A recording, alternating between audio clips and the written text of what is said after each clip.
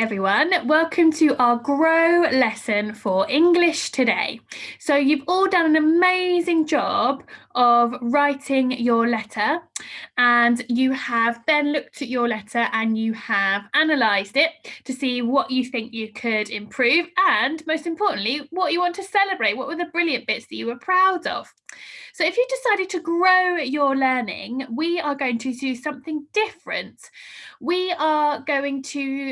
We now know how we would improve our letters, but because we haven't got time before we excitingly go back to school on Monday, we're going to just move on to our grow lesson without redrafting it, because we're going to start to think about those persuasive techniques that we learned earlier on in this experience and how we can use those to write a persuasive letter. So let me share my slideshow with you, and then we can see what we're learning today. So look, you can see our learning objective has gone red because we're in our grow stage of our learning. So we are at our evaluating stage. So today, our learning objective is to evaluate different places based on their geographical features. So we're evaluating. So to be successful, we're going to compare the human features of two geographical places.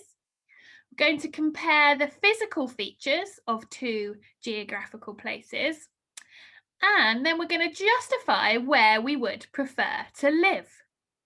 So we are going to be thinking about what it would be like to live in Australia compared to what it's like to live in the United Kingdom.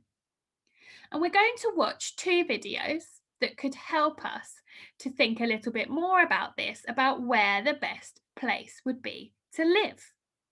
So let's watch this first video all about Australia. I'm just going to check that I am sharing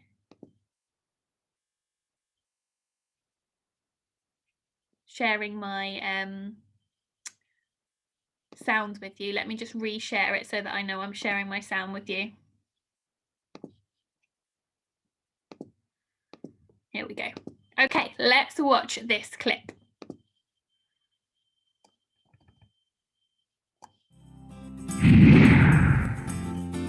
Australia.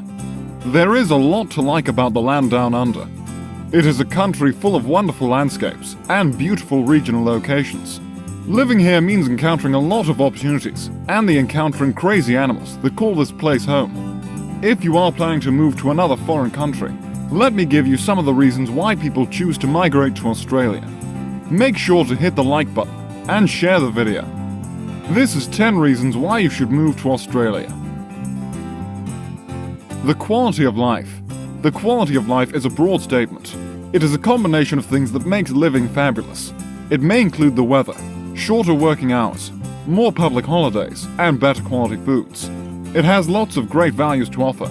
Calm and politically stable society, warm weather, relaxed lifestyle, premium healthcare, and decent salaries. The wonderful climate. Climate in Australia varies from region to region, but in general, the whole country has a very tame climate. It's tropical and mild, until you get more inland, where it starts heating up a little. Australia averages over 3,000 hours of sunshine a year, compared to just 1,500 in the UK, which has to be one of the biggest single benefits of living in Australia. Job opportunities. Minimum wage in Australia is at $18.95 per hour, or $719.20 per week. The country is one of the world's most popular expat destinations and is keen to attract skilled workers in a variety of sectors from everywhere in the world. The outdoor lifestyle. People spend a lot of time in the gardens because of the pleasant weather. There are a lot of community events, especially during summer months, such as markets, outdoor concerts, sporting activities, and a lot more. Australians spend large amounts of time either at the beach or in parks participating in sport. Friendly and welcoming culture. You will find people here are laid back, informal, and very open to making new friends and acquaintances. Humility and authenticity are strong values in Australian culture. They also tend to value sincerity, humor, informality, and respect among visitors and tourists. Own a spacious house. Australian houses are generally larger. Properties are much larger with an added bonus of a separate laundry room. Homes have large verandas as well. Australia has a much smaller population and yet an immense amount of open space. It makes land much more affordable. A family-friendly environment with great opportunities for children.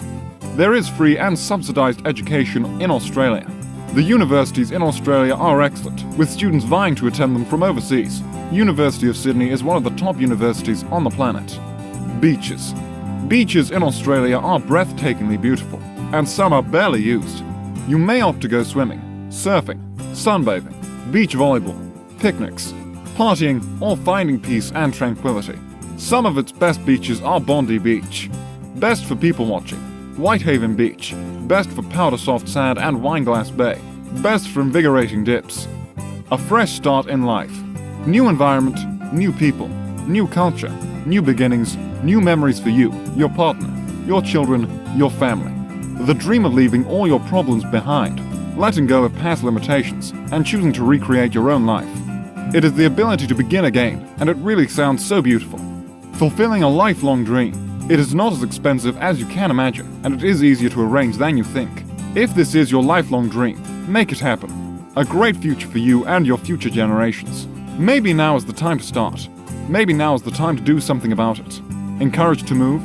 Convinced after watching this that you want to enjoy the benefits of living in Australia? Leave us a comment and we may help you start. Thank you for watching.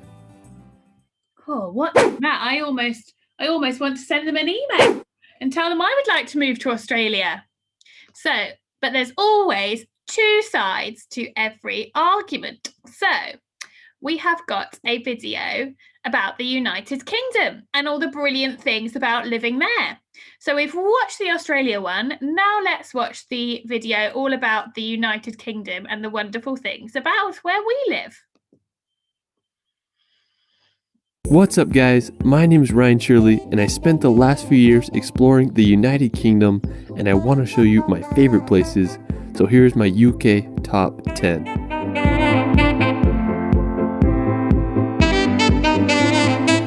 The United Kingdom is made up of the countries of England, Wales, Northern Ireland, and Scotland. If you want to go back in time and feel like you're in a fairy tale or a Harry Potter film, the UK is the place for you.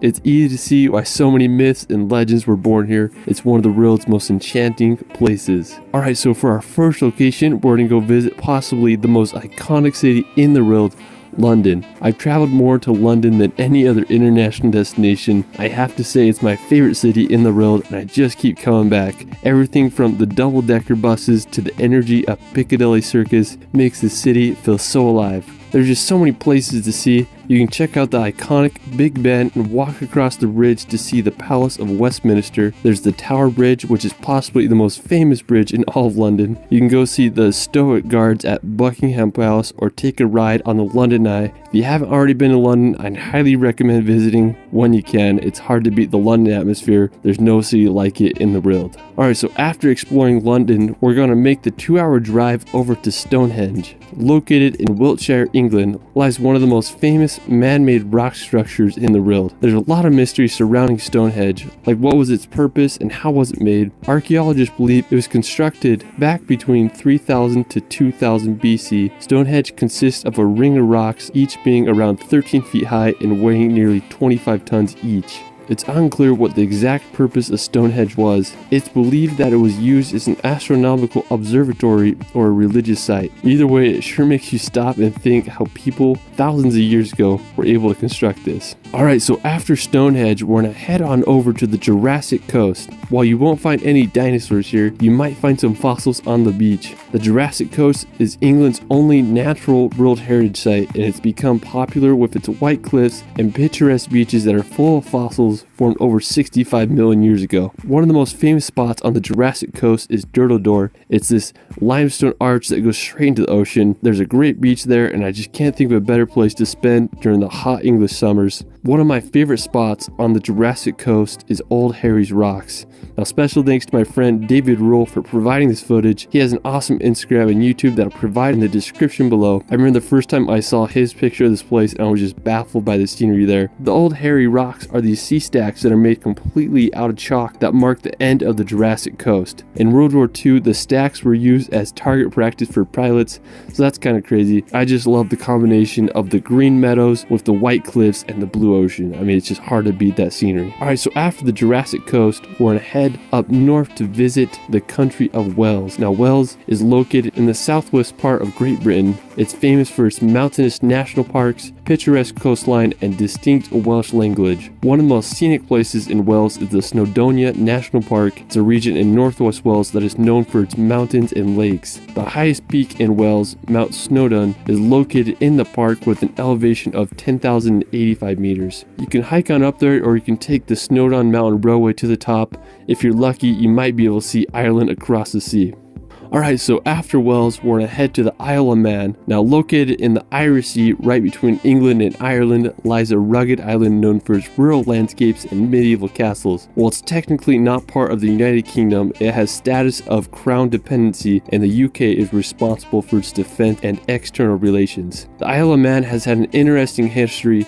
Humans have lived on it since 6500 BC, and in the 19th century it was ruled by Norway, but in 1266 the island became part of Scotland, and now it is a self-governing isle. An interesting place on the Isle of Man is Peel Castle. It was constructed by Vikings in the 11th century and just sits right on the ocean. I mean, it's a pretty cool castle if you ask me. Alright, so after the Isle of Man, we're going to head across the sea to visit Northern Ireland. Now, Ireland is full of just beautiful scenery, dramatic coastal cliffs, and countless castles. Back in 1921, Ireland was split into Northern and Southern Ireland as a result of the Government of Ireland Act of 1920. While Southern Ireland became a free Irish state, Northern Ireland remained within the United Kingdom. The capital of Northern Ireland is the city of Belfast, which is the birthplace of the Titanic ship. One of the most iconic places in Northern Ireland is the Dark Hedges. It's this road lined with beech trees. Planted in the 18th century, it was used as a filming location for the Game of Thrones. On the northern coast, you can check out the Carrick Already rope bridge or see the basalt columns at the Giant's Causeway.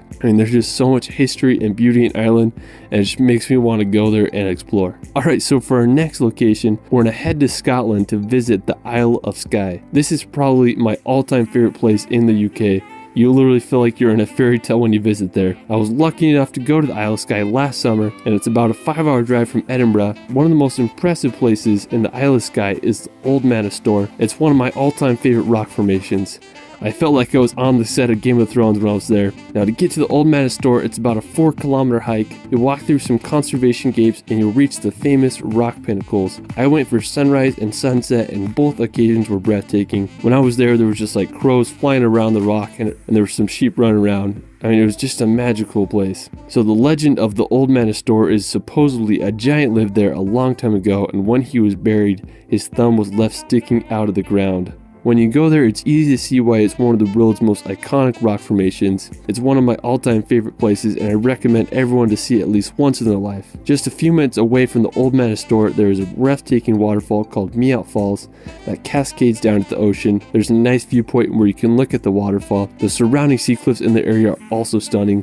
One of the most famous is Kilt Rock, which are right by Meout Falls. I mean, it's just such a cool area. There aren't many waterfalls that fall straight into the ocean. If you're looking to find some fairies, you may want to check out the fairy pools.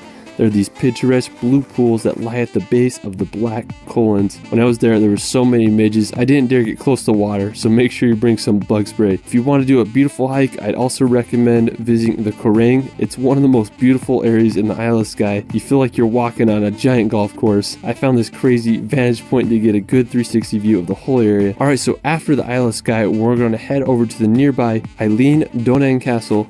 If you're driving to the Isle of Skye, you will drive right by this. It's one of my favorite castles in the UK. Situated on a small tidal island at the point where the 3 great sea lochs meet, the castle was built in the 13th century. I'm so mad at myself I didn't visit the castle when I was there. I wasn't able to check it out. That's one of my biggest regrets of when I visited the UK, so don't make the same mistake I made. Alright, so after castle, we're going to head over to one of Scotland's most iconic locations, the Glenfinnan Viaduct. It's located at the top of Loch Shiel in the West Highlands of Scotland. It was completed around 1898. This may look familiar because it was featured in the Harry Potter films. When I was there, I wanted to get close to the bridge, so I walked underneath it. I was just shook by how big it actually was. After I hiked to the top to get a good vantage point so I could see the famous train go across the viaduct. Just really reminds you of those Harry Potter movies. Alright, so after Glenfinnan, we're gonna head over to Edinburgh. Now, if you want to go back in time, Edinburgh is a must. It's where J.K. Rowling wrote her Harry Potter novels. When I started traveling, this was one of the first cities I visited. It's a medieval old town with intricate neoclassical buildings, cobblestone streets, and beautiful gardens. The iconic Edinburgh Castle overlooks the city and is home to Scotland's crown jewels. When I was there, I didn't go into the castle because I was being too cheap, but one of my favorite places was Calton Hill. It offers a beautiful view of the whole entire city. While we're still in Edinburgh, we're going to head over to Arthur's Seat. Now, Arthur's Seat is located in Holyrood Park, and it's a short walk from Edinburgh Centre. Arthur's Seat is an extinct volcano with an elevation of 823 feet. When I was there, I wanted to get as high as I could so I could see all of Edinburgh. I made a hike up and I reached the top. It was just so windy when I was there, nearly blew me over. After I hiked to the top, I had a good time just hiking around Holyrood Park and enjoying the views of one of UK's most iconic cities. Alright, well that is it for my United Kingdom top 10. The UK is just such a unique region in the world, and I hope all can witness its beauty and history. What was your favorite place in the video? Let me know in the comments below. If you guys want to support the Wow, I am now really inspired to go traveling. That's how I feel after watching these two videos. Okay, so we've watched a video all about the UK and the amazing things we have in our country. But we also watched a video about all the amazing things in Australia. Tell you what, one of the differences I noticed is in the UK, there's so much history, isn't there? Everything is old. There's loads of old things to look at and explore. But in Australia, it all seemed quite new and modern. So I suppose it's what you prefer. So we're going to evaluate the two places by using the thinking tool, good plan, bad plan. So I'd like you to pause the video now and draw yourself a table that looks exactly like mine, please. Off you go. So we're going to use our good plan, bad plan review to answer the question, should I move to Australia? So thinking about the two videos that we've watched, can you put all of the good points about me moving to Australia in this column and all of the bad points, or perhaps the positives to living in the UK in this column? And then what I would like you to do is, when you've done that, you will see how many points you have in your good column and how many you have in your bad. And you should then be able to work out whether you would like to move to Australia or not. So let me show you my example. In goods, I've got lovely sunny weather, beautiful beaches.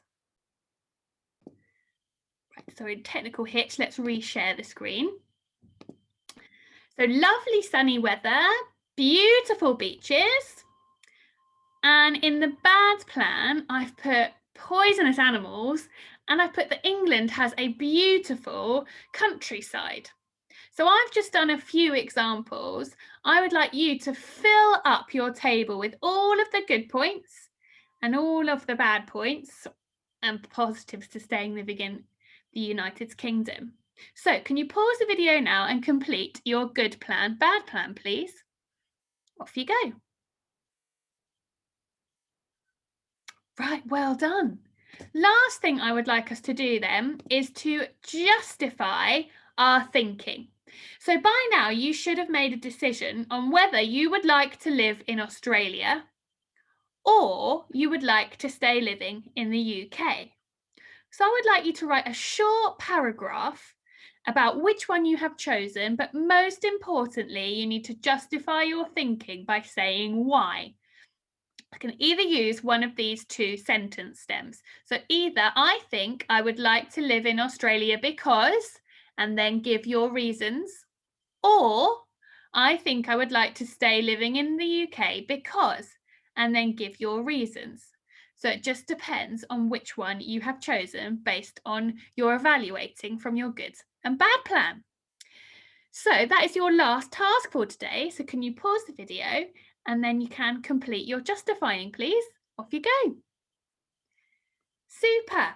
Well done. So tomorrow we're going to move on to our So in the next video, we're going to move on to our creating stage, where we're going to create a persuasive letter based on what we have justified and evaluated today. Thank you for completing your Grow lesson, and I will see you all soon. Bye.